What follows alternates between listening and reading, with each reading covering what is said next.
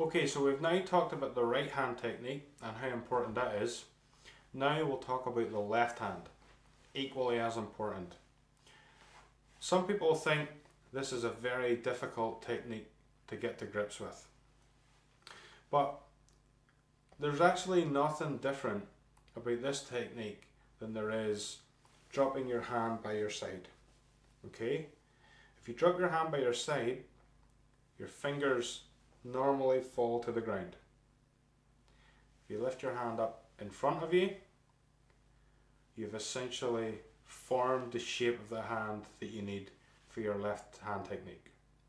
What we're going to do here is we're going to set the stick on top of our hand between our fingers and thumb, about a quarter of the way down. These two fingers will rest in the front of the stick, our thumb nice and flat, the pad of our thumb nice and flat on top of the stick, and this third finger on the nail will rest on the back. Okay?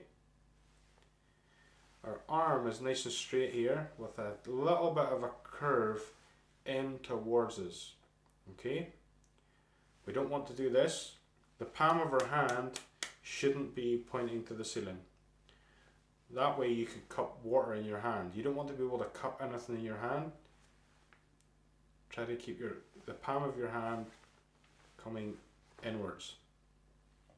So it's really important that we get all three parts of our hand correct.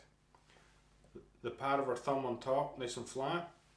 These two fingers always above the halfway point of the stick. And our third finger on the back. The reason I talk about the third finger is because that becomes a platform for the stick to bounce off of. And it stops our stick falling in here to push the rest of our hand out of shape. The thumb should always be pointing forwards.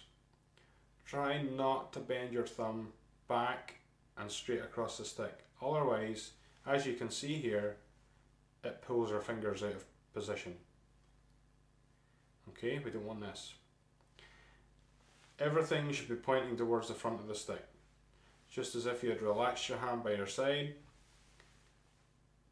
put it up in front and set the stick in with just enough grip on the stick that you can still slide the stick, but it's not going to drop out. The elbow, much like the right, the elbow is level with your side and just enough of a gap for a loaf of bread again. Arm nice and straight and a little bit of a curve on the hand in towards yourself. Here we're going to lift the stick and play a tap. Just going to strike the pad once, try to get an up and down motion.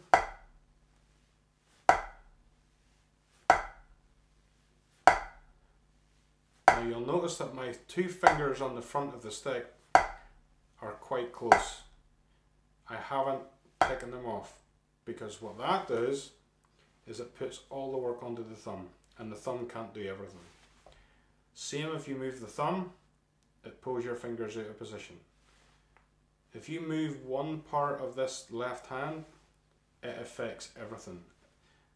The only way you can keep this stick balanced is if your thumb and fingers are all pointing forwards on the stick.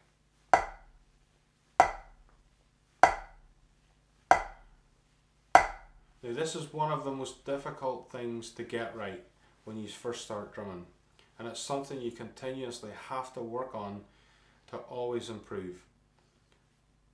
For me, beginners, especially beginners, should be focusing on this all the time. Every time you pick your sticks up, you should always be going through your checkpoints.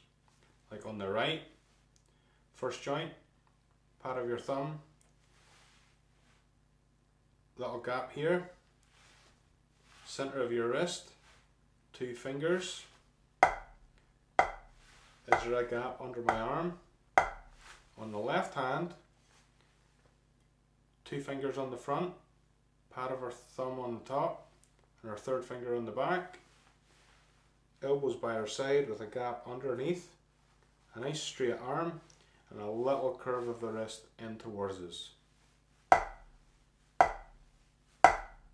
Try to go through that checkpoint all the time when you pick your 6 up, because if you can get your technique right at this really early stage, it will make things much easier and much more efficient in the future. Good luck.